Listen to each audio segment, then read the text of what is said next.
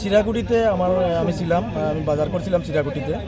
তো চিরাকুটি বাজারে একদম সাইড করে আমার বাইকটা রেখেছিলাম। তো আমার বাইকের সামনে একটা অল্টো গাড়ি ছিল, এটা একদম সাইড করে রাখা ছিল। তো আমি মাছ কিনছিলাম, তখন হঠাৎ করে একটা বিকট একটা আওয়াজ পেলাম। পেয়ে এদিকে তাকাতে দেখি একটা গাড়ি এই ব্যাক করছে।